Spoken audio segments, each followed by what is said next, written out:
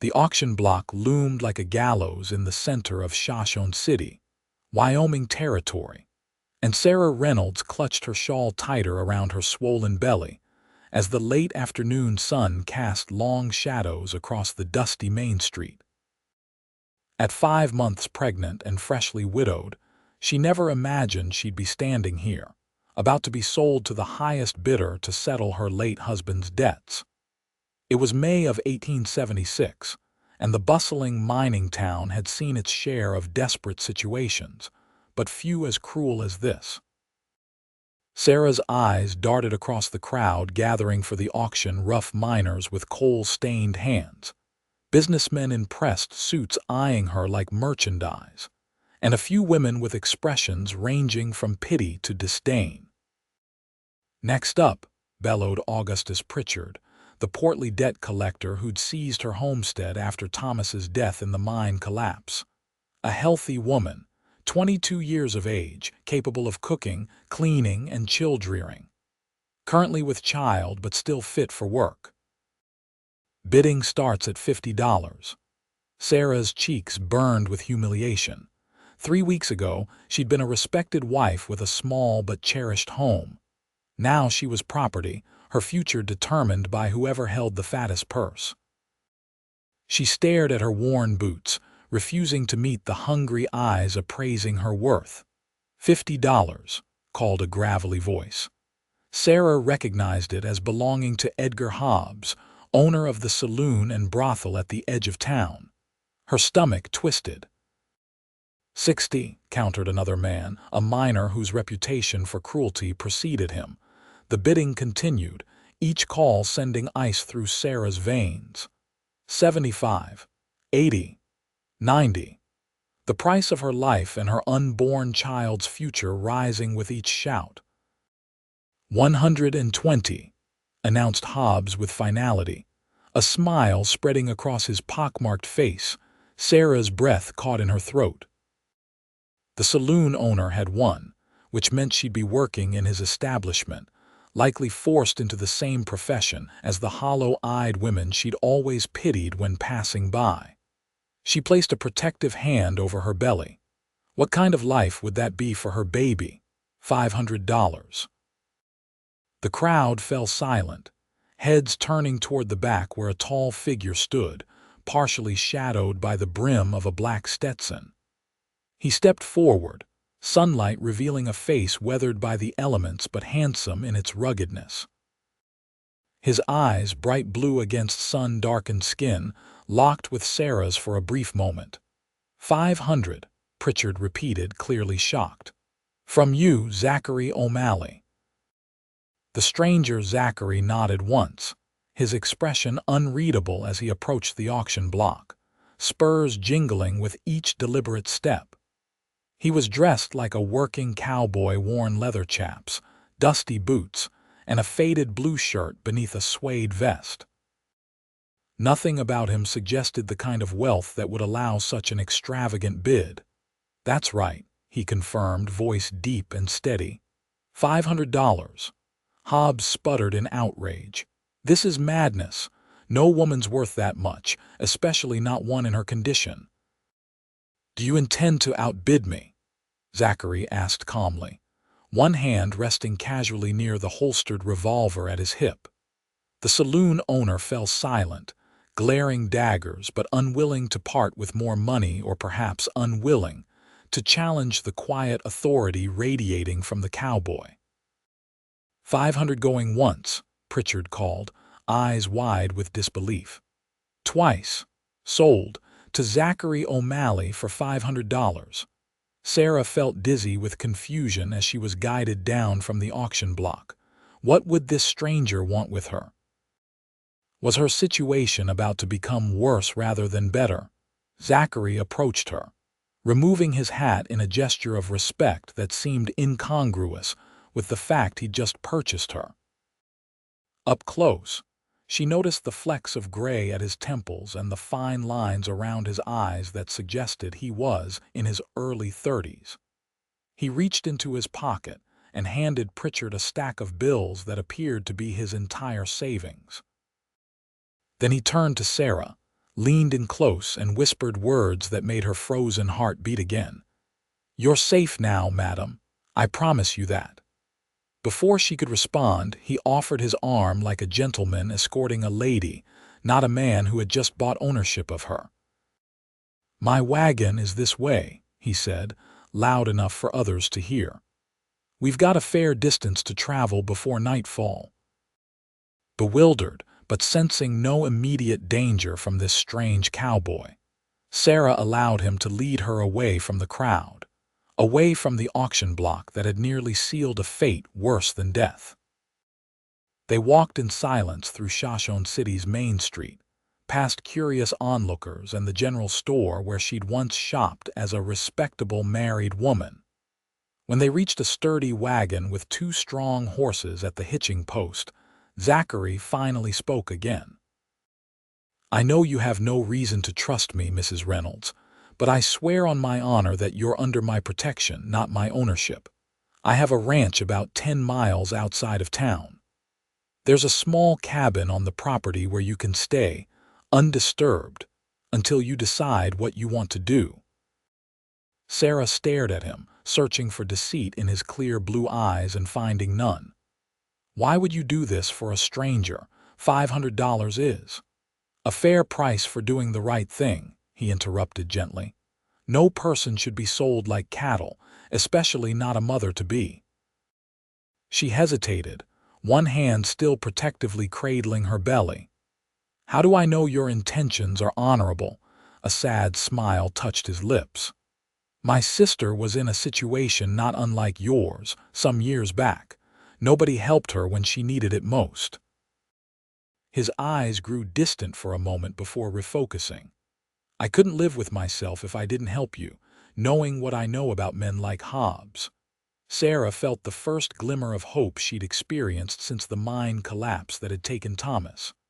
"I have nothing to offer in return." "I'm not asking for anything, madam, just allowing me to right a wrong." With no real alternative and an instinct that told her this cowboy was genuine, Sarah accepted his help into the wagon. As they left Shoshone City behind, she watched the place that had been her home for 3 years grow smaller in the distance, uncertain of what lay ahead but grateful to have escaped what had nearly been her fate. Zachary kept a respectful distance as he drove the wagon, occasionally pointing out landmarks or offering a brief comment about the weather, but mostly allowing her the silence she needed to process the dramatic turn her life had taken. The rolling landscape of Wyoming Territory spread out before them, vast grasslands dotted with sagebrush, and the distant silhouettes of mountains against the dimming sky. "My ranch isn't much," he explained as they turned onto a narrow dirt track after nearly an hour of travel. "But the land is good, and the cabin I mentioned has its own well. You'll have privacy there." Sarah nodded, still somewhat numb from the day's events. "Mr. O'Malley, I don't know how to thank you." "Zachary, please, and there's no need for thanks. Just rest and take care of yourself and your little one." The main house came into view first, a modest but well-maintained structure of weathered wood with a wide porch. Beyond it stood a barn and corrals where several horses grazed. And set apart, near a stand of cottonwood trees, was the cabin he'd mentioned, small but sturdy, looking with smoke already rising from its chimney. "My ranch hand, Emmett, must have lit a fire for you," Zachary explained, noticing her questioning look. "He's a good man. Older fellow who keeps to himself mostly, but you can trust him." As they approached, an elderly man with a silver beard emerged from the barn, raising a hand in greeting before returning to his work, respectfully not gawking at the newcomer. The wagon came to a stop near the cabin, and Zachary helped Sarah down with careful hands. He grabbed a small bundle from the back of the wagon supplies, she realized, and led her to the door. Inside, the cabin was simple but clean. A stone fireplace dominated one wall, a small cooking area occupied another, and a bed with fresh linen stood in the corner. A table with 2 chairs sat near a window that looked out toward the cottonwoods. "It's not much," Zachary said again, setting the bundle on the table. "It's perfect," Sarah replied truthfully, overwhelmed by the unexpected kindness. After the horror of the auction block, this humble cabin seemed like a palace. "There's food in the pantry, and I've brought some extra things, tea, sugar, and such. The outhouse is just behind, and there's a wash basin under the bed. If you need anything, the main house is within shouting distance." Sarah turned to face him fully, needing him to understand the depth of her gratitude. "Mr. O'Malley, Zachary, I don't know why Providence put you at that auction today, but I'm eternally grateful it did." He shifted uncomfortably under her sincere gaze. "Just seemed like the right thing to do." He moved toward the door. "I'll leave you to settle in. There's a lock on the door. Use it if it helps you feel safer."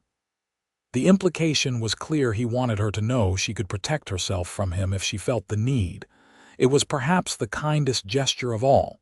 "Thank you," she said simply as he stepped outside. "Get some rest, Mrs. Reynolds. Things will look brighter in the morning." As the door closed behind him, Sarah sank onto the edge of the bed, one hand absently stroking her rounded belly. For the first time since Thomas's death 6 weeks earlier, she allowed herself to cry, not just in grief or fear, but in relief. Whatever tomorrow might bring, tonight she and her unborn child were safe. Dawn broke gently over the O'Malley ranch, golden light filtering through the cabin's small windows. Sarah awoke disoriented before remembering the events of the previous day: the auction block, the unexpected salvation, the quiet cowboy who'd spent a small fortune to rescue her. She'd slept better than expected in the unfamiliar bed, exhaustion finally overcoming anxiety. Now, with morning light illuminating her new temporary home, she took proper stock of her surroundings. The cabin was rustic but thoughtfully furnished, with a few touches that suggested it had once been someone's actual home rather than just a spare building. A handmade quilt on the bed, a small shelf with a few worn books, a rocking chair near the fireplace. Sarah rose and went to the wash basin, using the cool water to refresh herself. Her reflection in the small mirror revealed tired eyes, but some color had returned to her cheeks. She smoothed her rumpled dress as best she could. It was one of only 2 she still possessed, after Pritchard had seized most of her belongings to cover Thomas's debts. A soft knock at the door startled her. "Mrs. Reynolds," Zachary's voice called. "I've brought some breakfast if you're awake." Sarah opened the door to find him holding a tray with a steaming plate of eggs, biscuits, and bacon, along with a mug of coffee. The morning sun highlighted strands of gold in his light brown hair, and without his hat, she noticed a small scar above his right eyebrow. "You didn't have to bring me breakfast," she said, stepping aside to let him enter. "Figured you might be hungry." He set the tray on the table. "And I wanted to make sure you were settling in all right." "I am, thank you." She sat down at the table, suddenly aware of how ravenous she was. She hadn't eaten properly since before the auction. Zachary remained standing, hat in hand. "I'll be working with the cattle on the north pasture today, but Emmett will be around if you need anything. Feel free to explore the property if you're up to it." Sarah nodded, taking a bite of the perfectly cooked eggs. "This is delicious. You do all the cooking." A smile briefly transformed his serious face. "I manage. Emmett says it's edible, which from him is high praise." "Well, please tell him I said it's more than edible." "It's the best meal I've had in weeks." Zachary nodded, seeming pleased. "There's something else." He reached into his pocket and pulled out a small purse that clinked with coins. "Some money for whatever you might need. I'll be going into town tomorrow for supplies if there's anything specific." Sarah stared at the purse, then back at him. Mr. O'Malley, you've already done more than enough. I can't accept it's not charity, he interrupted gently. Consider it an advance. An advance for what? Whatever work you feel up to doing when you're ready. My accounts are a mess, and I could use help with the mending. Or nothing at all if that's your preference. The money is yours regardless. She studied him, this enigmatic man whose kindness seemed to have no limits. Why are you being so good to me? Zachary looked uncomfortable with the direct question. I told you about my sister. Yes, but this goes beyond honoring her memory. You're treating me like. She trailed off, unsure how to finish, like a human being deserving of dignity, he suggested quietly. That's all I'm doing, Mrs. Reynolds. Their eyes met briefly, and Sarah saw something there, a depth of understanding and perhaps a touch of loneliness that mirrored her own. Sarah, she said suddenly, if I'm to call you Zachary, then please call me Sarah. He nodded once, the ghost of a smile touching his lips. Sarah, then. I should get to work. Is there anything else you need before I go? She shook her head, feeling an unexpected warmth at the simple sound of her name on his lips. No, thank you. This is more than enough.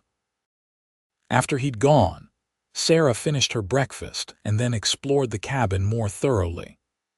In a small trunk at the foot of the bed, she found women's clothing, simple, practical dresses and undergarments that looked to be about her size, though they would need adjustment for her growing belly. She wondered who they had belonged to and why they were here, in this cabin that felt both lived in and abandoned. Later that morning, she ventured outside, walking slowly around the immediate vicinity of the cabin. The ranch was larger than she'd initially realized, with rolling grasslands stretching toward distant foothills. A small creek ran behind the stand of cottonwoods, providing a pleasant burbling soundtrack to the otherwise quiet landscape. From her vantage point, she could see Zachary in the distance, a solitary figure on horseback moving among the cattle.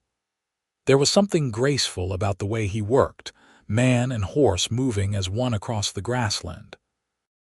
She watched him for longer than she intended, before returning to the cabin to rest. That evening, as shadows lengthened across the yard, Sarah heard hoofbeats approaching. She looked out to see Zachary dismounting from his horse, his shoulders slumped with the exhaustion of physical labor. Without thinking, she stepped outside. There's stew keeping warm on the stove, she called. I hope you don't mind that I used your supplies. He looked up, surprise evident on his face. You cooked. It's the least I could do to thank you. She hesitated, then added, There's plenty if you'd like to join me. Zachary seemed momentarily taken aback by the invitation. I should clean up first, of course, whenever you're ready. An hour later, they sat across from each other at the small table in the cabin, steam rising from bowls of rabbit stew. Zachary had arrived freshly washed, hair still damp, wearing a clean shirt that had seen better days but showed he'd made an effort. This is delicious, he said after his first bite. You didn't have to go to the trouble. Cooking isn't trouble for me. It's one of the few things that's felt normal lately. Sarah broke a piece of cornbread. Besides, I was going a bit stir-crazy with nothing to do. How are you feeling? The baby. She placed a hand on her rounded belly. We're both fine. Better than we've been in weeks, actually. They ate in companionable silence for a while before Sarah worked up the courage to ask the question that had been bothering her all day. Zachary, whose clothes are those in the trunk?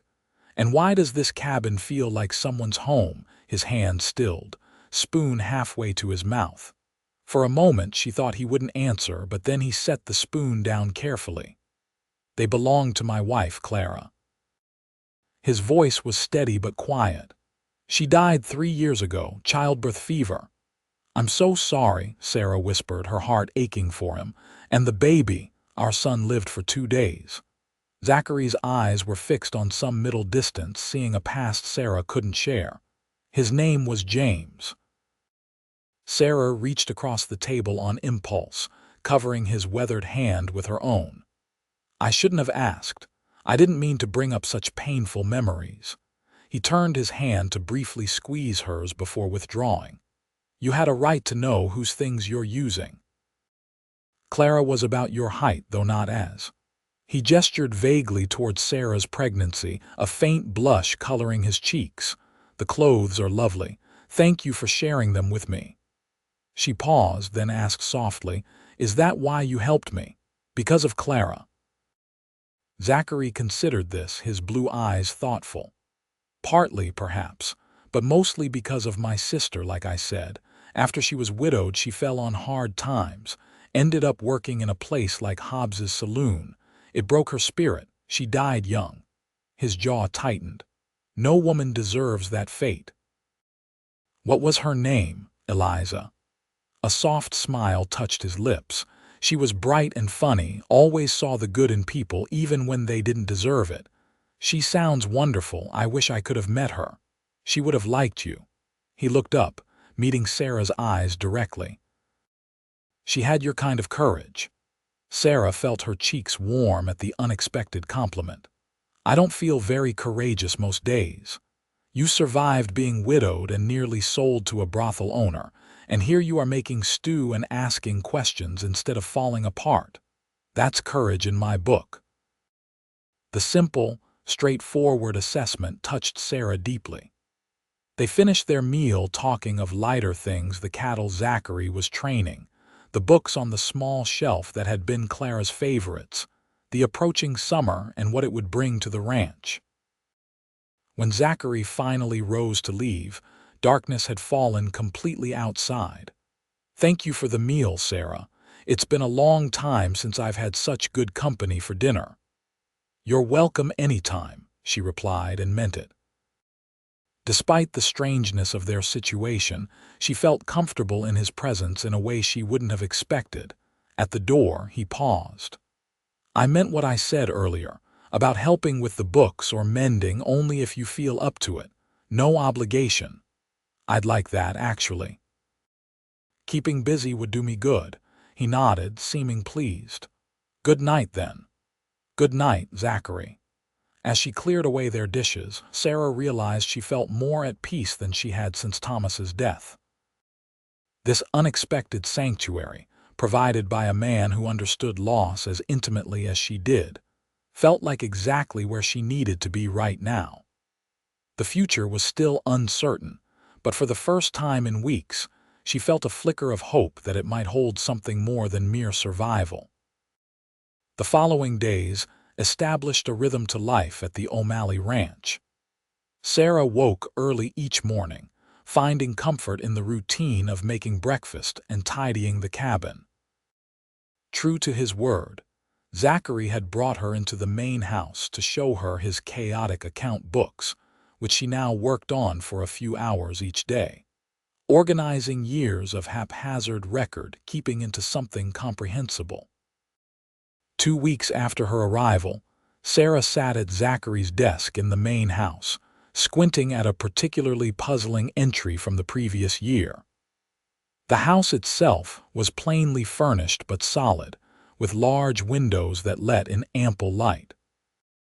Like the cabin, it carried traces of Clara, a sampler on the wall, curtains that had clearly been chosen with a woman's eye, a china cabinet with delicate dishes rarely used.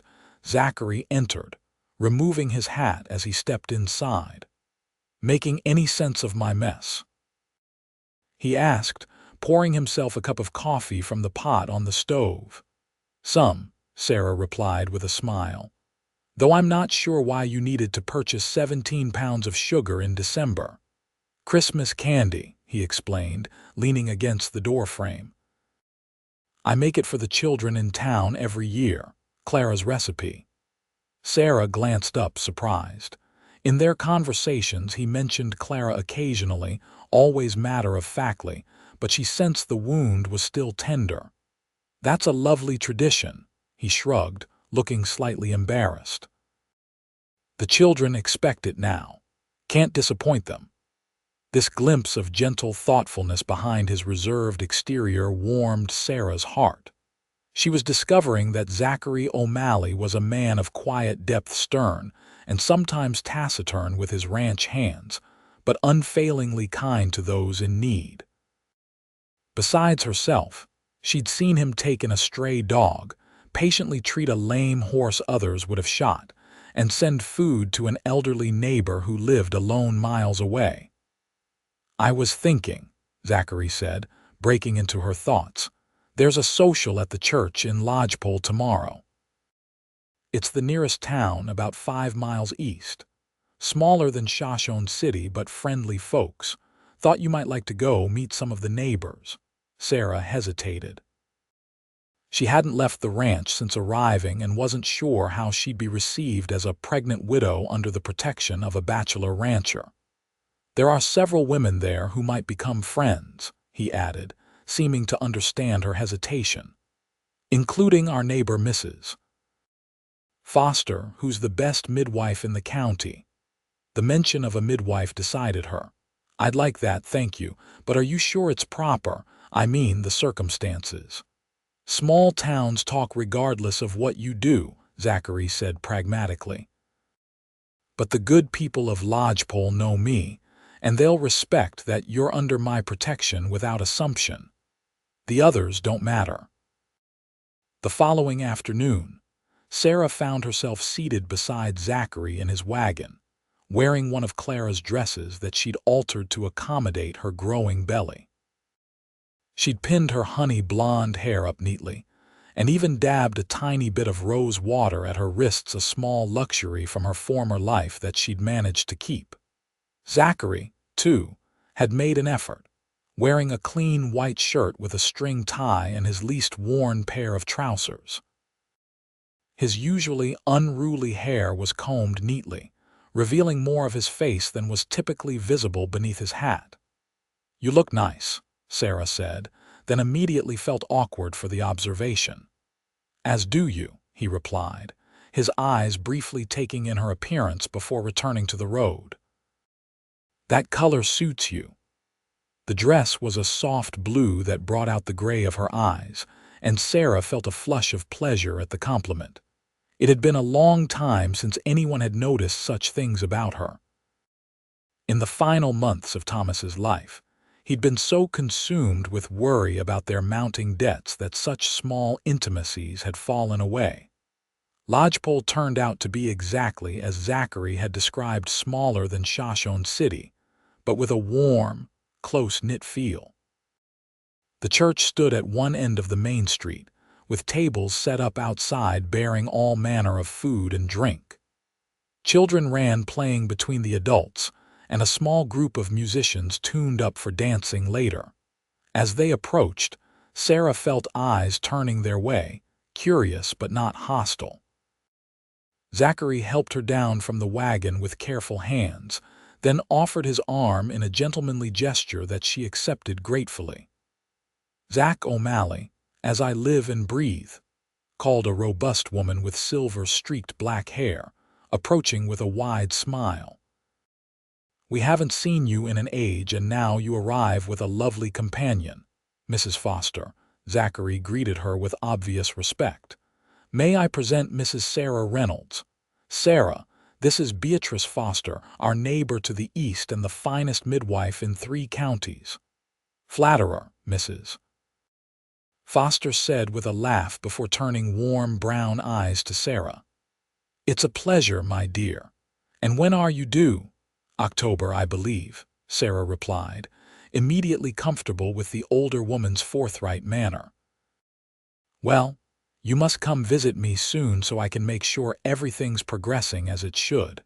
Now, come meet everyone else before the food disappears. Reverend Miller always claims the best chicken." What followed was a whirlwind of introductions. Sarah met the Reverend and his wife, the shopkeeper, the blacksmith and his family, and numerous farmers and ranchers from the surrounding area. To her relief, no one asked awkward questions about her presence at the O'Malley ranch, though she caught a few curious glances. Mrs. Foster eventually claimed Sarah, leading her to a group of women while Zachary fell into conversation with some of the other ranchers. "So, how are you finding life at the O'Malley place?" asked one of the women. A pleasant-faced blonde introduced as Mrs. Thompson. "It's peaceful," Sarah answered truthfully. "Zachary has been very kind." "He's a good man," agreed Mrs. Foster. "Too long alone, if you ask me, but honorable to his bones." Another woman, younger and with a somewhat pinched expression, leaned in. "And what exactly is your arrangement with Mr. O'Malley?"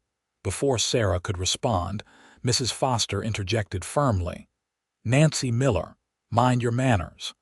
Mrs. Reynolds is clearly a respectable widow in difficult circumstances. Zachary is doing what any decent Christian would do, offering shelter to someone in need." The younger woman flushed but didn't press further. Mrs. Foster smoothly changed the subject to the upcoming harvest festival, and the moment of tension passed. Later, as the musicians began to play and couples formed for dancing, Sarah found herself seated on a bench watching the festivities. Her feet were swollen from standing, and the weight of her pregnancy made her tired more quickly than she was accustomed to. Zachary appeared beside her, offering a cup of punch. "You've made a conquest of Beatrice Foster," he observed, sitting down. "She's usually much more reserved with newcomers." "I like her," Sarah said, sipping the sweet drink gratefully. "She's invited me to visit next week." "Good. She's the best person to have looking after you." He hesitated, then added, "I should warn you there will be talk about your presence at my ranch. I heard whispers already." Sarah sighed. "I expected as much. Does it bother you? I wouldn't want to damage your reputation." "My reputation?" He gave a short laugh. "I'm known as a recluse who talks more to his horses than to people. If anything, you're improving my standing in the community." Their eyes met in shared amusement, and Sarah felt a now familiar warmth spread through her chest. These moments of connection with Zachary were becoming more frequent, small shared jokes, companionable silences, the occasional brush of hands when passing dishes at dinner. She was beginning to look forward to their evening meals together, which had become a regular occurrence. After working on his accounts, she would cook, and he would join her after finishing with the ranch chores. They would talk about their days, books they'd read, memories that didn't pain them too much to share. In those quiet moments, the strange circumstances that had brought them together seemed to fade away, replaced by something that felt remarkably like friendship. As the sun began to set over Lodgepole, painting the sky in spectacular oranges and pinks, Zachary stood and offered his hand. "We should head back before it gets dark. The road can be treacherous after sunset." Sarah took his hand and rose, noting how he automatically adjusted his stride to match her slower pace as they walked toward the wagon. These small considerations, offered without comment or expectation of gratitude, were characteristic of the man she was coming to know. On the journey home, they rode in comfortable silence for a while, the only sounds the creaking of the wagon and the rhythmic hoofbeats of the horses. The vastness of Wyoming spread out around them, bathed in the fading light of day. "Thank you for taking me today," Sarah said eventually. "It was good to meet people. I'm glad you enjoyed it." Zachary kept his eyes on the road, but his voice was warm. "It's been a while since I attended one of those gatherings myself." "Not one for socializing," he shrugged. "Not much reason to, living alone, and after Clara." He trailed off, then continued more softly. "People treat you differently when you've lost someone. Like grief is contagious." Sarah nodded, understanding completely. "After Thomas died, our neighbors in Shoshone City didn't know what to say to me. Some avoided me entirely. Others spoke to me as if I'd suddenly become simple-minded." "Exactly." Zachary glanced at her, a look of recognition passing between them. "It's easier sometimes to be alone than to deal with that." Yes, she agreed, though being alone has its own difficulties. They lapsed into silence again, but it was a silence filled with mutual understanding. As the ranch came into view, Sarah realized with a start that for the first time since becoming a widow, she no longer felt truly alone. Whatever this unusual arrangement with Zachary was, it had given her something she'd thought lost forever, a sense of connection, of being seen and understood. The baby chose that moment to kick vigorously, and she placed a hand on her belly with a small gasp of surprise. "Are you all right?" Zachary asked immediately, concern evident in his voice. "Yes, just a strong kick." She smiled, the wonder of new life momentarily overshadowing everything else.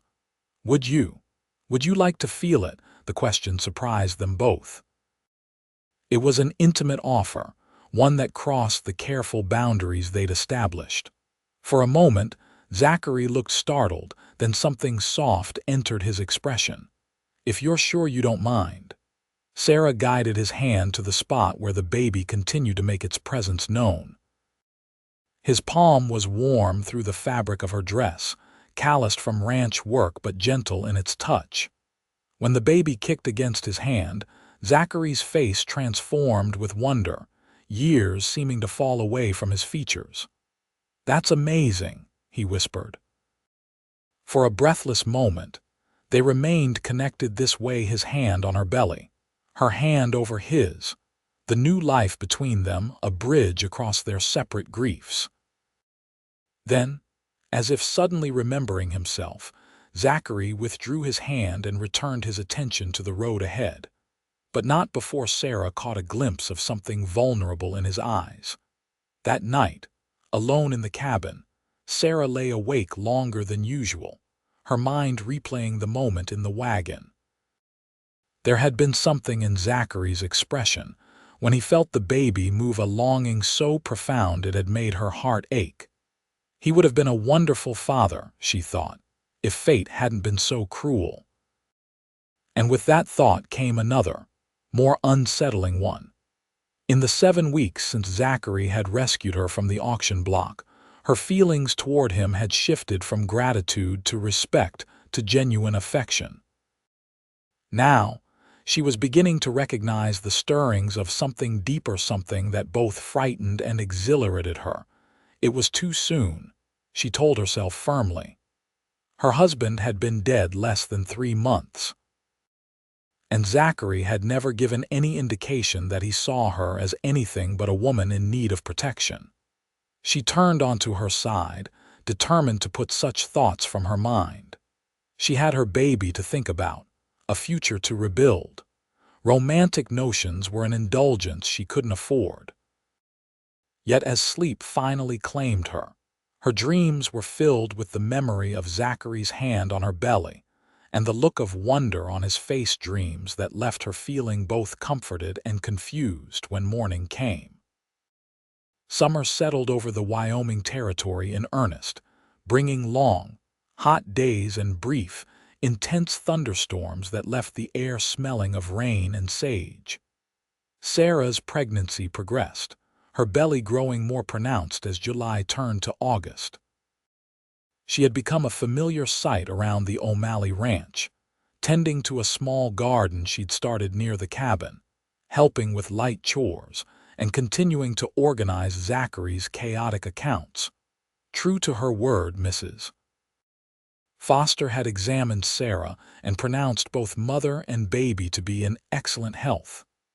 "That little one will be making an appearance by early October, I'd wager," she'd said confidently. "And don't you worry, I'll be here when the time comes." On a particularly sweltering afternoon in mid-August, Sarah sat in the shade of the cottonwood trees near the creek, a basket of mending beside her. The sound of approaching hoofbeats made her look up to see Zachary riding in from the north pasture, his shirt darkened with sweat from working in the heat. He dismounted near where she sat, leading his horse to drink from the creek before approaching her. "Mind if I join you? It's the coolest spot on the ranch." "Of course." She moved her basket to make room on the blanket she'd spread on the grass. Zachary removed his hat and poured water from his canteen over his head in a gesture that spoke of the day's oppressive heat. The water darkened his light brown hair and ran in rivulets down his tanned face. He sat down a respectful distance from her, stretching his long legs out before him. "How are the new calves doing?" Sarah asked, returning to her mending one of Zachary's shirts that had torn along a seam.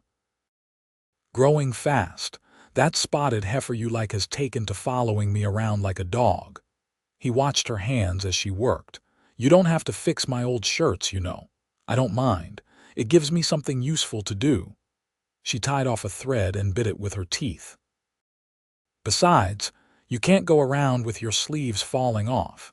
He smiled, one of the full, genuine smiles that had become more frequent in recent weeks. "I managed before you came along." "Badly from the state of your clothes," she teased, then immediately worried she'd been too familiar. But Zachary just chuckled, accepting the gentle ribbing with good grace. They sat in companionable silence for a while, the only sounds the burbling of the creek and the occasional nickering of Zachary's horse as it grazed nearby. Sarah was acutely aware of him beside her, the clean, masculine scent of him underneath the day's work, the steady rhythm of his breathing, the way the dappled sunlight through the leaves played across his features. "I received a letter from the bank in Cheyenne," he said eventually. "They've approved the loan for expanding the herd. Means I'll be able to purchase those Hereford bulls I've been eyeing." "That's wonderful news," Sarah said warmly, genuinely pleased for him. She knew how much the expansion meant for the ranch's future prosperity. "Wouldn't have happened without your help with the accounts," Zachary acknowledged. The banker specifically mentioned how impressed he was with the organized state of the books. Sarah felt a flush of pleasure at the compliment. "I'm glad I could help. You've done more than help." He turned to look at her directly. "You've transformed this place, Sarah. The garden, the organized accounts, meals on the table." He trailed off, seeming to search for words. "The ranch feels alive again." The simple honesty in his voice touched her deeply. "It's given me purpose," she admitted. "After Thomas died, I felt adrift, lost. Being here, having useful work to do, it's helped me more than I can say." Zachary nodded, understanding in his eyes. "Life has a way of taking unexpected turns." "Indeed it does." Sarah looked down at her swollen belly, thinking of how differently her life had unfolded than she'd planned. 6 months ago, she'd been a miner's wife in Shoshone City, expecting her first child and dreaming of a simple future with Thomas. Now she was a widow living on the charity of a man who had once been a stranger but now felt like a friend, something more. "Sarah," Zachary said, his tone shifting to something more serious, "there's something I need to discuss with you." The change in his demeanor made her heart beat faster. "What is it?" He seemed to choose his words carefully. "Your baby will be coming in less than 2 months. I've been thinking about your situation, what happens after." "Oh." Sarah felt a pang of anxiety. She'd been so focused on her pregnancy and the day-to-day life at the ranch that she'd avoided thinking too far ahead. "I want you to know that you're welcome to stay here as long as you need to," Zachary continued. "The cabin is yours for as long as you want it. But I also understand if you'd prefer to make other arrangements." Relief flooded through her. "You're not asking me to leave." "No," he said firmly. "Never that. I just wanted you to know you have choices. If you wanted to return to Shoshone City eventually, or perhaps move to Lodgepole to be closer to town." "I haven't thought that far ahead," Sarah admitted. "But I'm grateful for the option to stay. I've come to feel at home here." Something flickered in Zachary's blue eyes, pleasure perhaps at her words. "I'm glad to hear that." A comfortable silence fell between them again, but there was a new awareness in it, a sense of possibilities stretching out before them. The baby kicked, and Sarah placed a hand on her belly, a gesture that had become automatic. "Active today?" Zachary asked, nodding toward her hand. "Very. I think he or she is practicing for a career in cattle driving the way they're charging around in there." Zachary laughed, a rich, warm sound that Sarah had grown to treasure for its rarity. "A born rancher, then?" "Maybe so," she agreed with a smile, allowing herself for the first time to imagine her child growing up here, running through these fields, learning to ride under Zachary's patient instruction. The thought brought both comfort and confusion. What was she imagining? A future where she remained Zachary's charity case indefinitely? Or something else, something she hardly dared articulate even to herself? As if sensing her inner turmoil, Zachary stood and offered his hand to help her up. "I should get back to work. Those fences on the east section won't repair themselves." Sarah took his hand, allowing him to pull her carefully to her feet. For a moment, they stood close, too close for propriety, perhaps his hand still holding hers. Something passed between them, unspoken but palpable, before Zachary gently released her and stepped back. "Will you join me for supper tonight?" she asked, her voice steadier than she felt. "I'd like that," he replied simply. As he mounted his horse and rode toward the eastern pasture, Sarah gathered her mending basket, her mind a whirl of conflicting emotions. She had come to care deeply for Zachary O'Malley, his quiet strength, his unwavering kindness, the gentle way he spoke and moved around her. But she was a pregnant widow, carrying another man's child. And Zachary was a man still haunted by the loss of his wife and son. What future could there possibly be in such complicated circumstances? Yet as she walked back toward her cabin, Sarah couldn't help but feel that something had shifted between them under the cottonwood trees, something that might, with time and courage, grow into something neither of them had expected to find again. The weeks passed, and September brought cooler temperatures and the first hints of autumn color to the Wyoming landscape. Sarah's pregnancy had entered its final stage, her movements slower and more deliberate as her body prepared for the imminent arrival of her child. Despite her increasing discomfort, she maintained her routine of light chores and meal preparation, finding comfort in the familiar rhythms. One crisp morning, she was hanging freshly washed linens on the line stretched between her cabin and a nearby tree when she heard the sound of a wagon approaching. Looking up, she recognized Mrs. Foster's buckboard coming down the track toward the ranch. "Good morning," the midwife called cheerfully as she drew closer. "Thought I'd stop by on my way back from the Hendersons to check on you." "That's very kind," Sarah replied, genuinely pleased to see the older woman. "Mrs. Foster climbed down from her wagon with the agility of someone much younger and approached, her experienced eyes taking in Sarah's condition. "You're carrying low now. Won't be long, I'd say." Inside the cabin, Mrs. Foster conducted a thorough examination, her hands gentle but confident as they pressed and measured. "Baby's in a good position, head down and ready." "You're doing wonderfully, my dear. First babies often take their time, but I wouldn't be surprised if yours arrives earlier rather than later." "How much earlier?" Sarah asked, a flutter of anxiety mixing with excitement. "Hard to say precisely, but I'd wager within the next 2 weeks. Mrs. Foster helped Sarah readjust her clothing.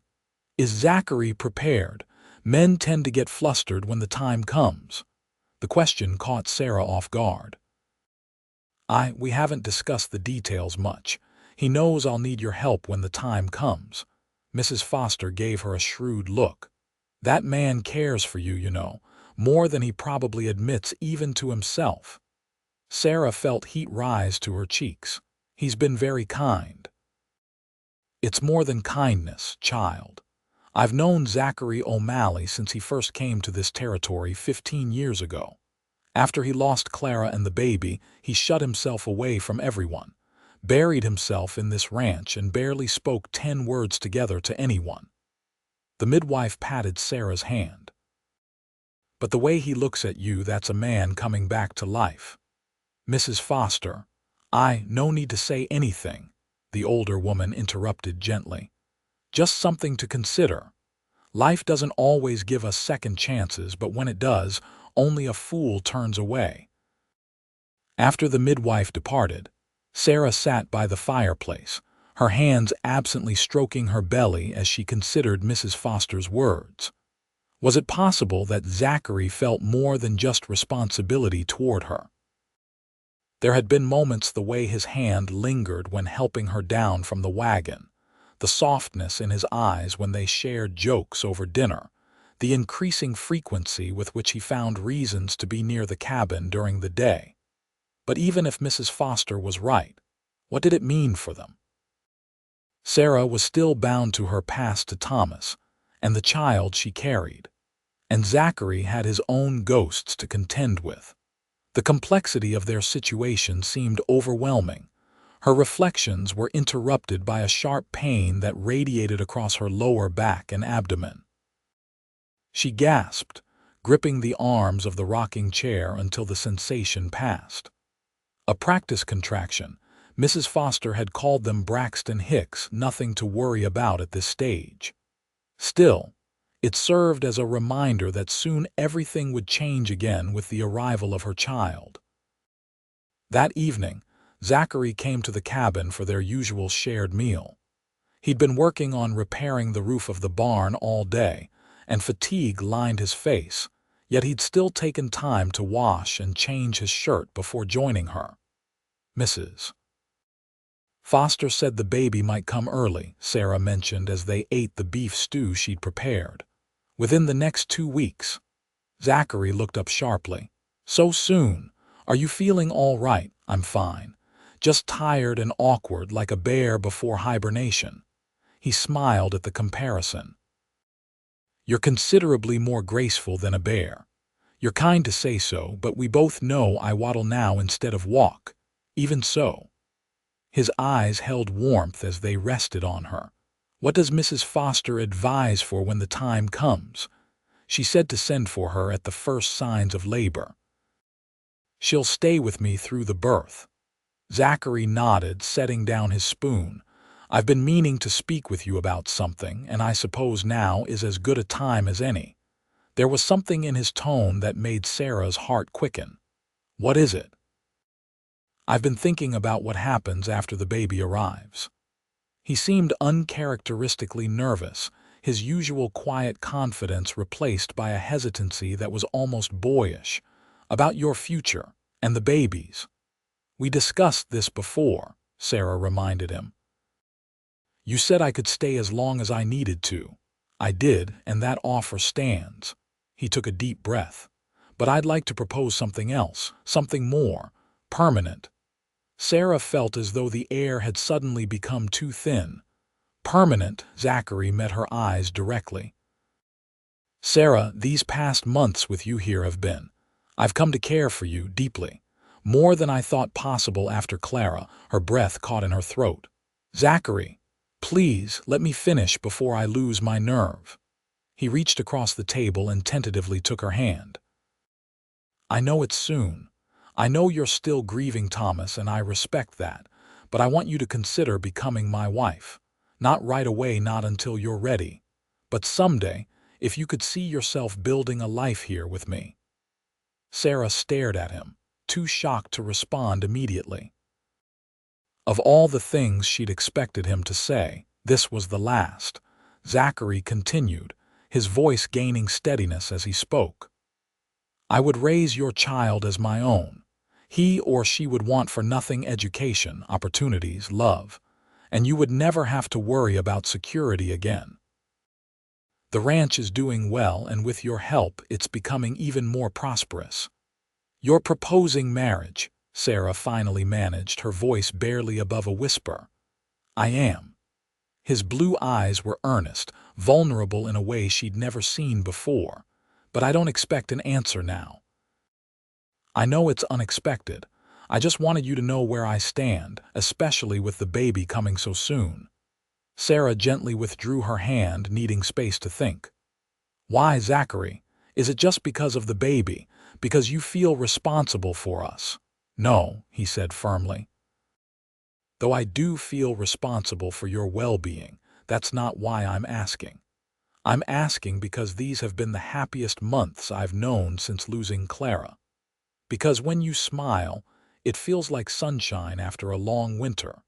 Because I find myself looking for excuses to be near you." His voice softened. "Because I think we could build something good together, Sarah, something real."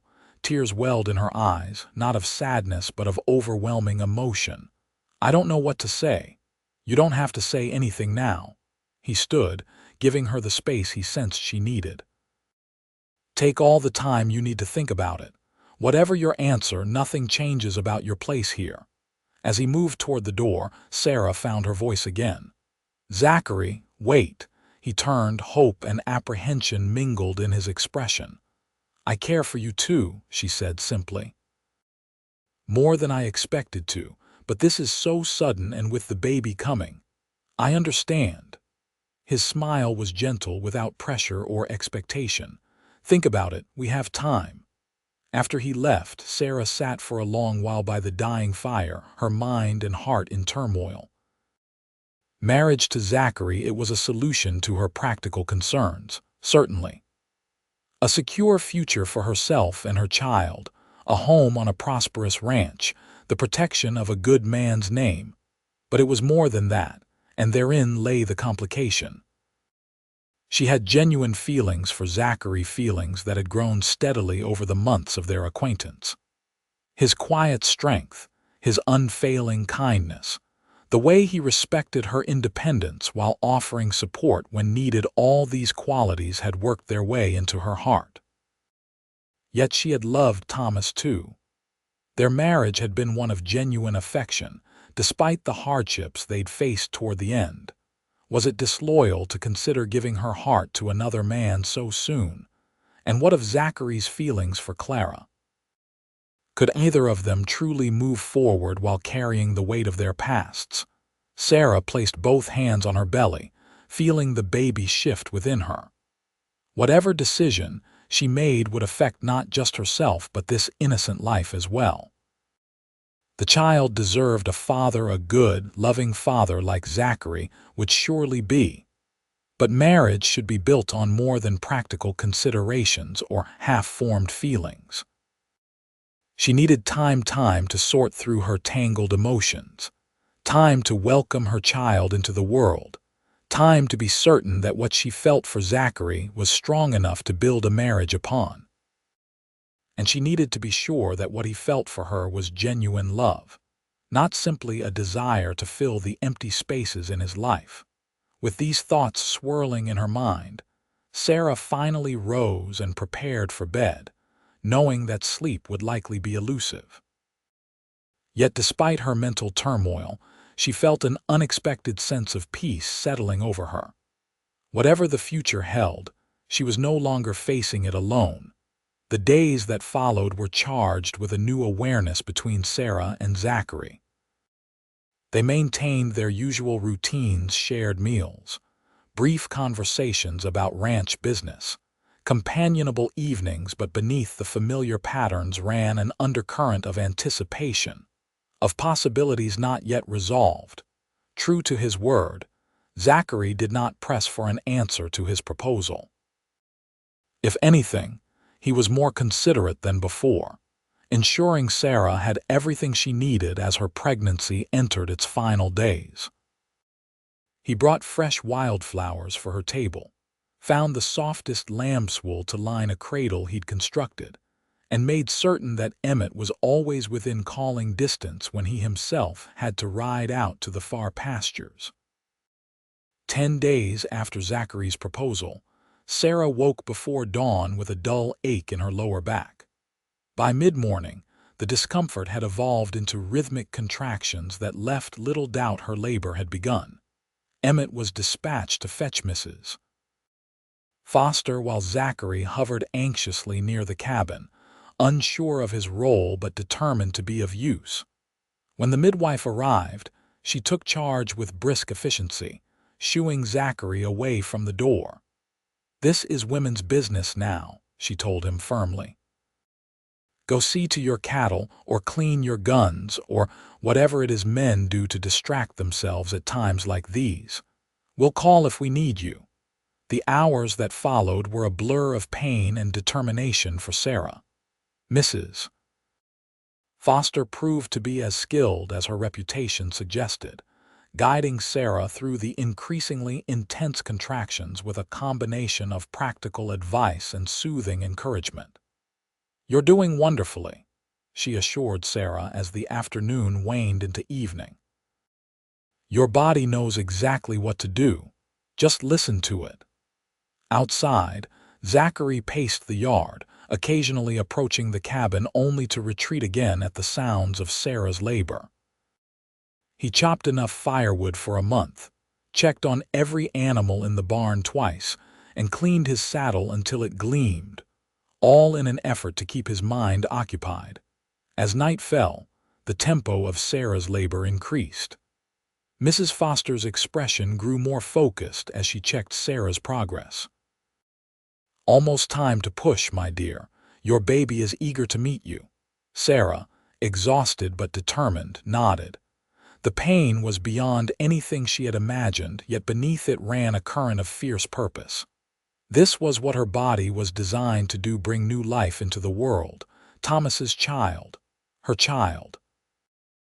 "I see the head," Mrs. Foster announced some time later. "One more big push, Sarah." With a final, monumental effort, Sarah felt her baby slide into the world.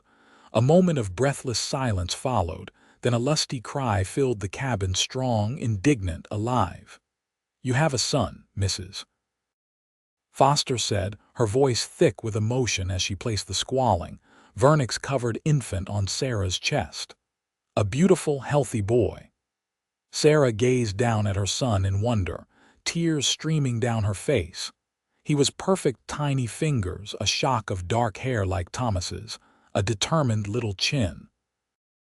Love unlike anything she had ever known surged through her as she cradled him close. "Hello, little one," she whispered. "I'm your mama." After Mrs. Foster had cleaned and swaddled the baby and seen to Sarah's needs, she went to the door and called Zachary in from his anxious vigil. He entered tentatively, hat in hand, his expression a mix of concern and hope. "Sarah has someone she'd like you to meet," the midwife said with a smile, stepping aside. Zachary approached the bed where Sarah lay propped against pillows, her son cradled in her arms. His face softened as he gazed down at the newborn. "Sarah," he breathed, "he's perfect." "Would you like to hold him?" she asked, surprising herself with the offer.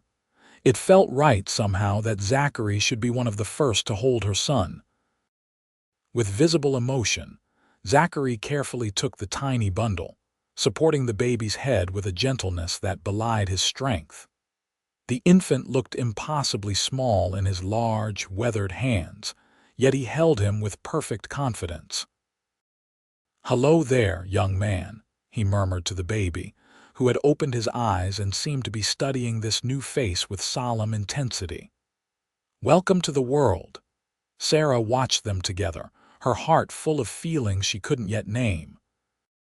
In that moment, seeing Zachary hold her son with such tender care, something shifted within her, a peace falling into place, a certainty emerging from the confusion of recent days. "Have you thought of a name?" Zachary asked, reluctantly returning the baby to Sarah's arms. "William," she said softly. "William Thomas Reynolds." She hesitated, then added, "Though I've been thinking about your proposal, Zachary." His eyes met hers, careful hope visible in their blue depths. "You don't need to decide anything now. You've just been through an ordeal." "I know. But holding William, seeing you with him, it's clarified things for me." She took a deep breath. "If the offer still stands, I'd like to accept. Not immediately, but perhaps after I've had some time to recover, to adjust to motherhood." Joy transformed Zachary's features, erasing the worry lines of the long day. "The offer stands," he said simply, "for as long as you need." Mrs. Foster, who had been discreetly tidying up at the other end of the cabin, cleared her throat. "Well, it seems congratulations are in order on more than one count. But for now, this new mother needs rest, and this little gentleman will be wanting to nurse soon." Zachary nodded, understanding the dismissal. He leaned down and, in a gesture that surprised both of them with its naturalness, placed a gentle kiss on Sarah's forehead. "Rest well, both of you." After he left, Mrs. Foster helped Sarah position William for his first feeding. As the baby latched on with surprising strength, Sarah felt a profound sense of rightness settle over her. Her life had taken turns she could never have anticipated, bringing sorrow and joy in equal measure. But here, in this moment, with her son in her arms and the promise of a new beginning with Zachary waiting when she was ready, she felt something she had thought lost forever: hope for the future. The early weeks of William's life passed in a blur of midnight feedings, diaper changes, and the unique exhaustion that only new mothers truly understand. Sarah found herself existing in a world that seemed to consist entirely of her cabin, and the small, demanding, miraculous being who depended on her for everything. Zachary proved to be an unexpectedly steadfast presence during this challenging time. Though he maintained a respectful distance, allowing Sarah the space to bond with her son and establish her new identity as a mother, he ensured that she wanted for nothing. Fresh milk appeared on her doorstep each morning, meals were delivered when she was too tired to cook, and he even arranged for a young woman from Lodgepole to come twice a week to help with laundry and cleaning. One evening in late October, as autumn painted the Wyoming landscape in brilliant golds and reds, Zachary knocked softly on the cabin door. Sarah opened it to find him holding a small carved wooden horse. "I made this for William," he said, somewhat self-consciously. "Figured every ranch boy should have his first horse early." Sarah smiled, touched by the gesture. William was asleep in his cradle, his tiny chest rising and falling in the peaceful rhythm of infant slumber. "Come in," she invited. "He's just gone down, but you can leave it where he'll see it when he wakes." Zachary entered, placing the carving carefully on the small shelf near the cradle. His eyes lingered on the sleeping baby, a soft expression crossing his features. "He's growing already," he observed, "filling out." "Like a little butterball," Sarah agreed with a laugh. "Mrs. Foster says he's thriving." They stood together beside the cradle, watching William sleep. The domestic intimacy of the moment was not lost on Sarah. This could be their future, watching over children together, building a family. "How are you feeling?" Zachary asked, his eyes moving from the baby to her face. "Truly?" Sarah considered the question. The physical recovery from childbirth had been straightforward, thanks in large part to Mrs. Foster's excellent care. The emotional adjustment to motherhood had been more complex, joy mingled with moments of overwhelming responsibility, made more poignant by Thomas's absence. "I'm well," she answered honestly. "Tired, of course, but happy. William is a good baby. And your thoughts about?" Zachary hesitated, clearly not wanting to pressure her. "About us?" Sarah met his gaze steadily. "I meant what I said the night William was born. I want to accept your proposal, Zachary. I've had time to think about it to be sure it's not just gratitude or convenient speaking." She took a deep breath. "I care for you deeply. I believe we could build a good life together." The joy that spread across his face was like sunrise breaking over the mountains. "Sarah," he breathed, taking her hands in his, "you've made me the happiest man in Wyoming Territory." She squeezed his hands, feeling a matching happiness bloom within her. "There's something else I need to say." "Anything?" "I loved Thomas," she said carefully. "He'll always be William's father, and a part of me will always honor his memory." "Of course," Zachary nodded, understanding in his eyes. "I would never ask you to forget him or diminish what you shared." "And Clara," Sarah continued, "I know she'll always hold a special place in your heart. I wouldn't want it any other way." Zachary's expression grew thoughtful. "Clara taught me how to love. Losing her taught me how precious that gift is." His eyes met Sarah's again. "But what I feel for you isn't a replacement for what I felt for her. It's something new, something different but equally true." The simple honesty of his words touched Sarah deeply. "That's exactly how I feel," she whispered. They stood in silence for a moment, hands joined, the sleeping baby beside them a symbol of how the past and future were intertwined in their present. "When?" Zachary asked finally. "When would you like to marry?" Sarah considered. "Before winter sets in fully. That would give us a few more weeks, time for me to feel more myself again, and for a simple wedding to be arranged." "November, then," he agreed. "Just family and close friends. Mrs. Foster will be delighted. She's been hinting broadly that we should get on with it." Sarah laughed softly. "She's not one for subtlety, is she?" "No, but her heart's in the right place."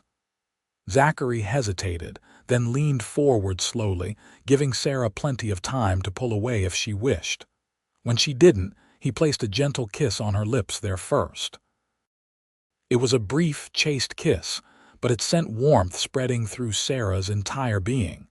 When they parted, she saw her own wonder reflected in Zachary's eyes. "I should go," he said reluctantly. "Let you get some rest while the little one is sleeping." Sarah nodded, though part of her wished he would stay longer. "Good night, Zachary." At the door, he turned back. "Sarah, thank you for giving me a second chance at happiness." After he left, Sarah moved about the cabin preparing for her own rest, her heart lighter than it had been in months. The kiss had confirmed what she already suspected: there was genuine passion beneath their growing affection, a foundation upon which a true marriage could be built. As she checked on William one last time before retiring, she whispered to her sleeping son, "We're going to be all right, little one." Better than all right. The following weeks passed in a flurry of wedding preparations. Word spread quickly through Lodgepole and the surrounding ranches that Zachary O'Malley was to marry the widow he'd rescued from an auction block in Shoshone City. The story had grown with each telling, until Zachary was portrayed as something of a hero who had fought off half a dozen villains to save Sarah from a fate worse than death. "You should hear what they're saying in town," Sarah told him with amusement one afternoon as they sat on the porch of the main house, William sleeping peacefully in her arms. "According to Mrs. Thompson, you threatened to shoot Edgar Hobbs when he tried to claim me after you'd already paid." Zachary laughed, the sound rich and easy, a far cry from the reserved man who had first brought her to the ranch. "And did I twirl my pistol impressively before holstering it?" "Naturally. And then you swept me onto your white stallion and galloped away while the townspeople cheered." "Quite a feat, considering I brought you home in a wagon." Their laughter mingled in the crisp autumn air, comfortable and natural. These moments of shared humor had become increasingly frequent as their wedding day approached, another layer to the deepening bond between them. November brought the first dusting of snow to the high plains. Sarah had moved from the cabin to the main house a week before the wedding, taking up residence in the guest bedroom while Zachary continued to sleep in the master room that had once been his and Clara's. It was an arrangement that raised a few eyebrows in Lodgepole, but Mrs. Foster had silenced the worst of the gossips with a stern reminder that Sarah was still recovering from childbirth, and that Zachary was nothing if not a gentleman. The morning of the wedding dawned clear and cold, the mountains to the west etched sharply against a brilliant blue sky. Sarah stood at the window of her room, William cradled in one arm, watching the early light transform the frost-covered landscape into a glittering wonderland. A soft knock at the door announced Mrs. Foster, who had arrived early to help Sarah prepare. "Good morning, my dear," she said cheerfully. "Ready to become Mrs. O'Malley?" Sarah turned with a smile. "More than ready." The older woman took William, cooing softly to him as she settled into the rocking chair near the fireplace. "This little man is getting handsomer by the day. He has your eyes, you know." "And his father's chin," Sarah added, running a gentle finger along William's determined jawline. She had made peace with speaking openly of Thomas, especially with those who understood that honoring his memory did not diminish her love for Zachary. With Mrs. Foster's help, Sarah dressed in the new gown that had been her one indulgence for the occasion, a deep blue wool that brought out the gray of her eyes, with lace at the collar and cuffs. Her honey blonde hair was arranged in a simple but elegant style, with sprigs of dried lavender tucked into the coiled braids. "You look beautiful," Mrs. Foster declared when they had finished. "Zachary won't know what hit him." The ceremony itself was to be held in the parlor of the main house, with Reverend Miller officiating. The guest list was small, just Mrs. Foster, Emmett, and a handful of neighbors and friends from Lodgepole. Sarah had invited no one from Shoshone City, preferring to leave that chapter of her life firmly in the past. As noon approached, Sarah waited in her room, William now dressed in a tiny suit that Mrs. Foster had sewn especially for the occasion. A knock at the door revealed Emmett, looking unusually smart in a clean shirt and newly trimmed beard. "Miss Sarah," he said with formal politeness, "it's time. I'd be honored to escort you downstairs." Sarah smiled at the older man, who had become something of a grandfather figure to her over the months. "Thank you, Emmett. I'd be honored as well." With William in her arms and Emmett at her side, Sarah descended the stairs to where the small gathering awaited. The parlor had been transformed with evergreen boughs and the last of the autumn flowers, filling the air with a fresh, woodsy scent. And there at the far end of the room stood Zachary, looking more handsome than she had ever seen him in a new black suit, his hair neatly combed, his face freshly shaved. But it was the expression in his eyes as he watched her approach that took Sarah's breath away, a look of such profound love and wonder that she felt tears prick at her own eyes in response. Reverend Miller's words washed over Sarah in a pleasant blur as she stood beside Zachary. William nestled contentedly against her shoulder. She was fully present only for the most important parts, the vows they exchanged, the promises of fidelity and commitment, the moment when Zachary slipped a simple gold band onto her finger. "I now pronounce you husband and wife," the Reverend declared. "You may kiss your bride." Zachary's kiss was gentle, but carried a promise of passion to come. When they turned to face their small assembly of friends as Mr. and Mrs. O'Malley, the applause was enthusiastic, with Mrs. Foster dabbing suspiciously at her eyes.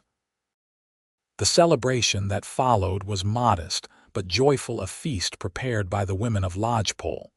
Music from a fiddler and banjo player who had ridden in from a neighboring ranch, and plenty of good wishes for the newly formed family. As evening approached, the guests gradually departed, leaving Sarah and Zachary alone with William.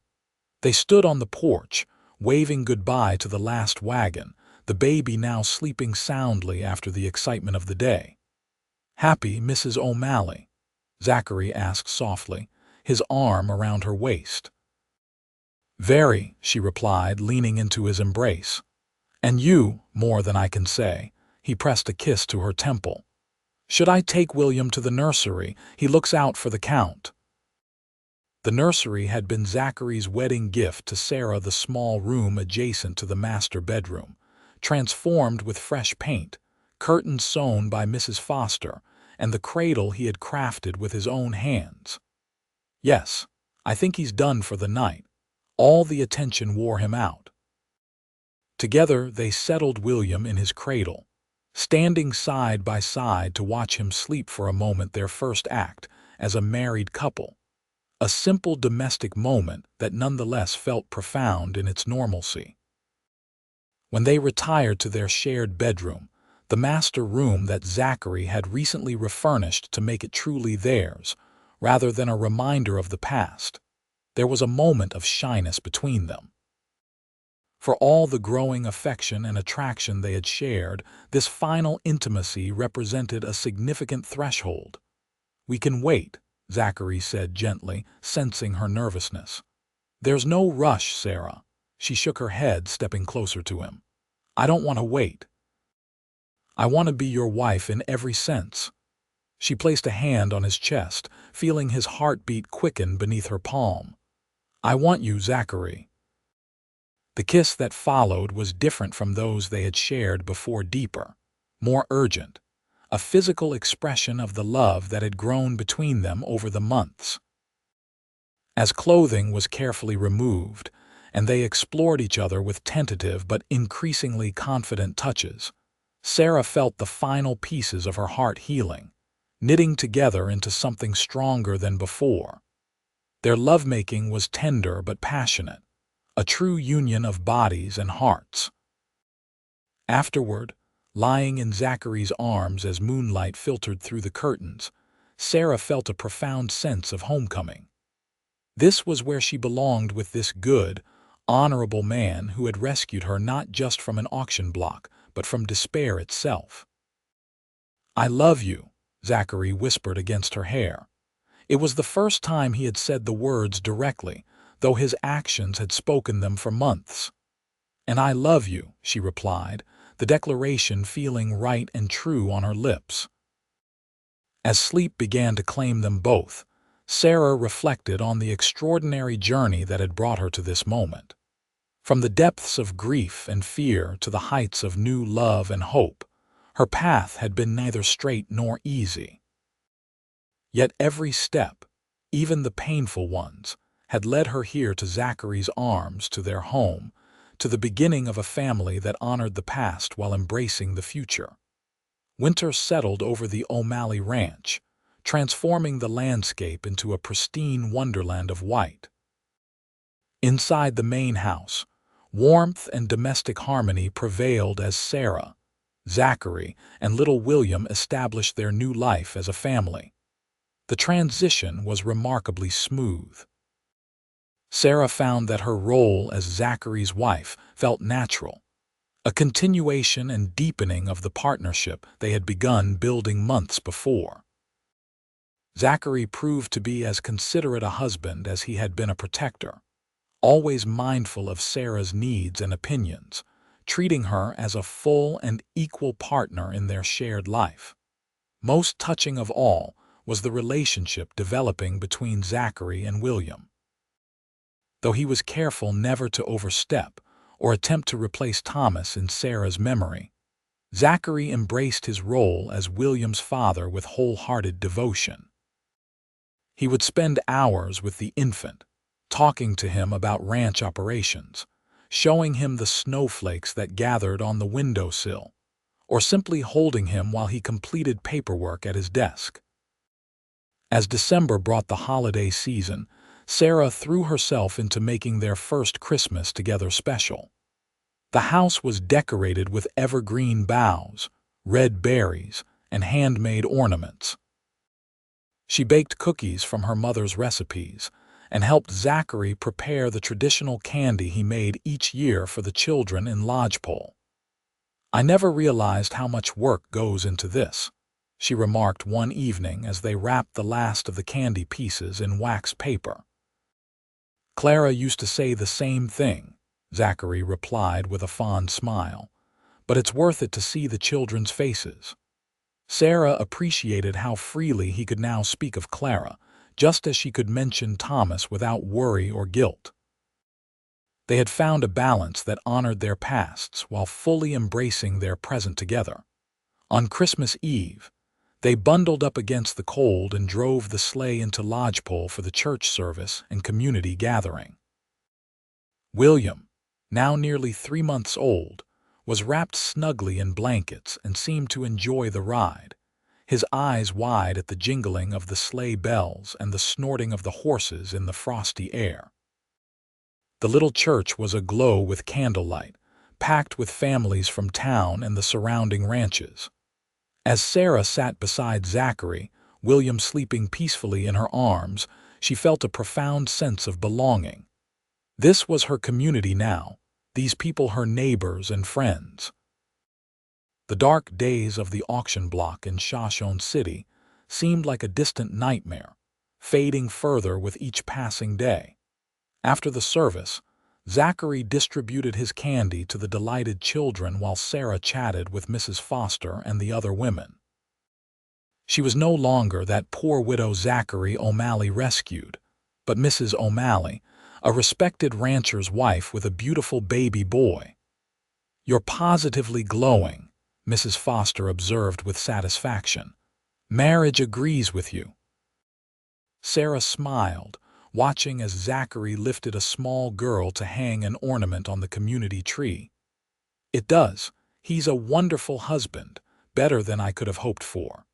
And how is motherhood treating you? It's challenging but wonderful."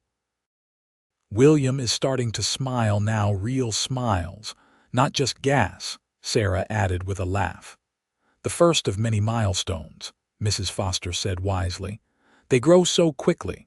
Before you know it, he'll be running around the ranch causing all sorts of mischief." The thought filled Sarah with a blend of anticipation and wistfulness. Already, William was changing so rapidly, growing out of his newborn clothes, becoming more alert and responsive each day. On the sleigh ride home, with William asleep again after the excitement of his first Christmas celebration, Zachary put his arm around Sarah and pulled her close against the cold. "Happy?" he asked, a question that had become something of a ritual between them. "Very," she replied, resting her head on his shoulder. "This has been the perfect Christmas." "The first of many," he promised, pressing a kiss to her forehead. Back at the ranch, they settled William in his cradle before exchanging their own gifts by the fire.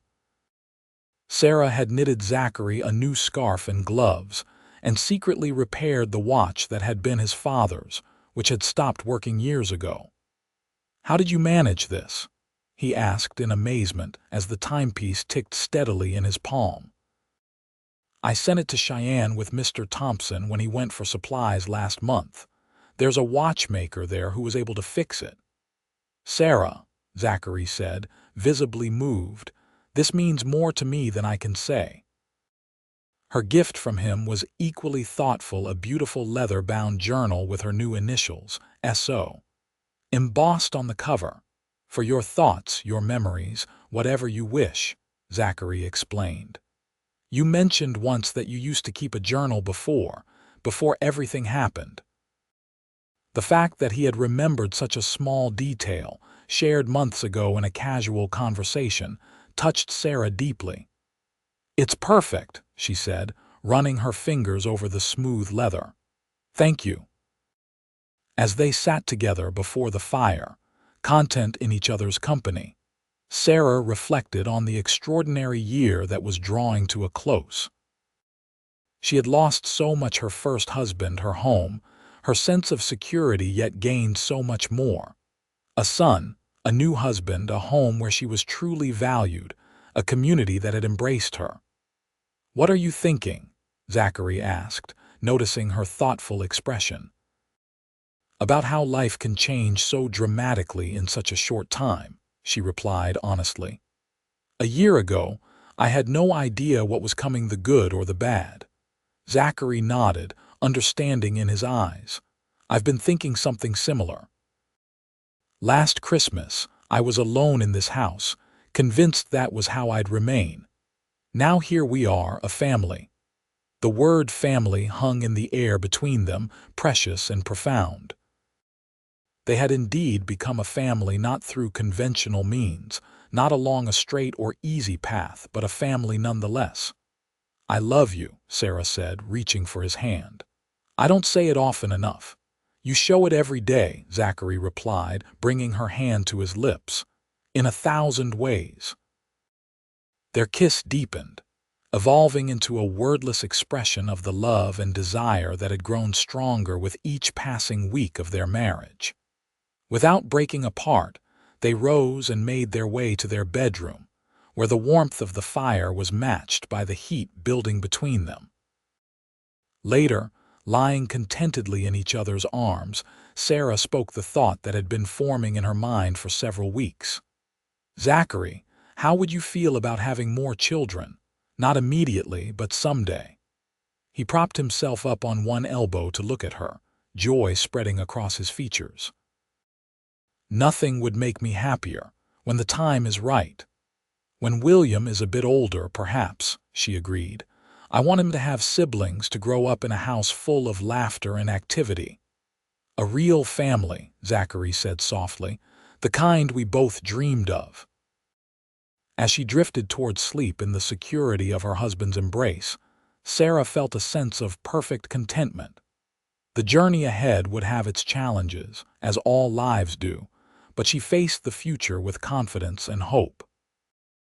Whatever came, they would face it together, Zachary, William, and herself, bound by love that had emerged from the most unlikely beginning. The years that followed proved Sarah's instincts right. The O'Malley ranch flourished, as did the family that called it home.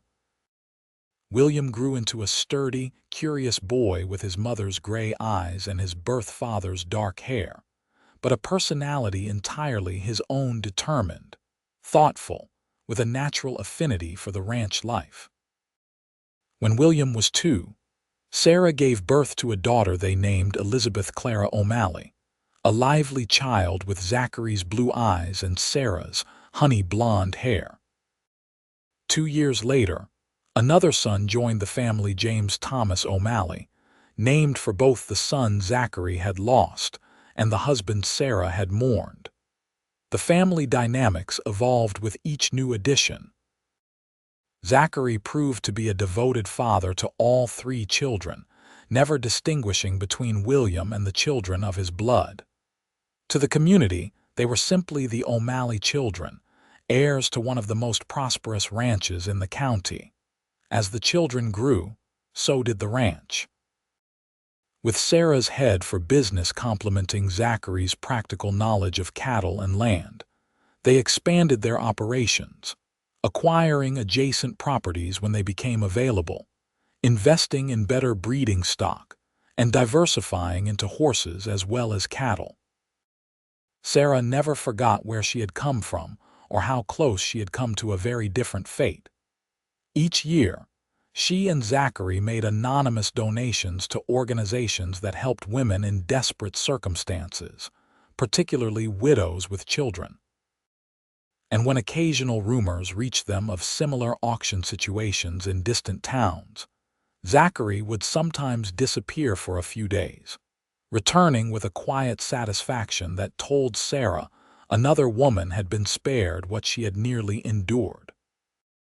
On a beautiful autumn day 10 years after their wedding, Sarah stood on the porch of their home, watching Zachary teach 8-year-old William and 6-year-old Elizabeth to rope a practice dummy while 4-year-old James looked on with eager anticipation for his turn.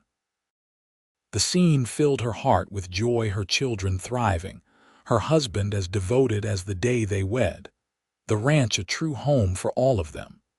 Zachary looked up and caught her watching, a smile spreading across his face, the same smile that still had the power to make her heart skip a beat.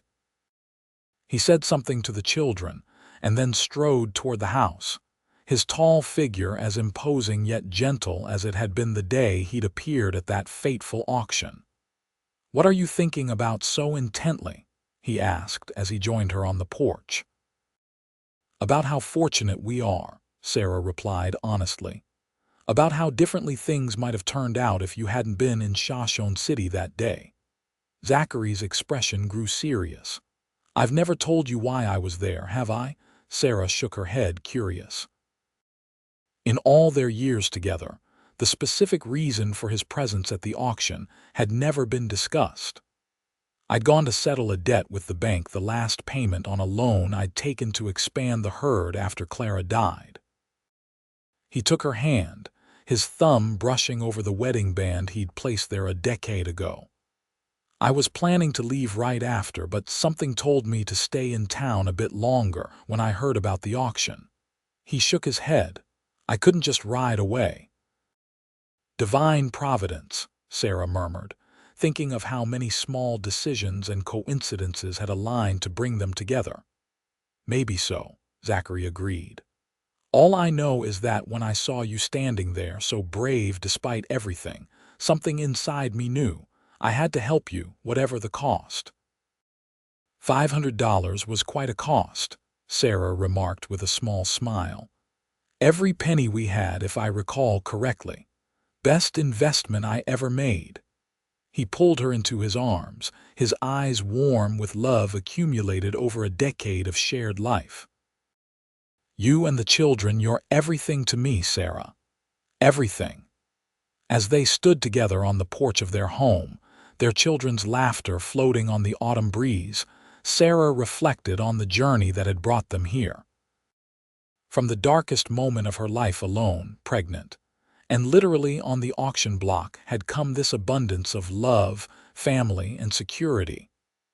You're safe now, Zachary had whispered to her that day, a promise he had kept in ways neither of them could have imagined. Safe not just from physical harm or financial ruin, but safe to love, to dream, to build a future rich with possibility. And in the safety of that love, Sarah had flourished, becoming not just a survivor but a woman who had truly found her place in the world as a wife, a mother, a partner in all things. The wounds of the past had healed, leaving scars that reminded rather than pained, testaments to a journey completed and a life fully lived. As Zachary kissed her beneath the golden light of the setting sun, their children calling for them to come see the new roping trick William had mastered, Sarah knew with absolute certainty that this family, this love, this life they had built together was exactly where she was meant to be.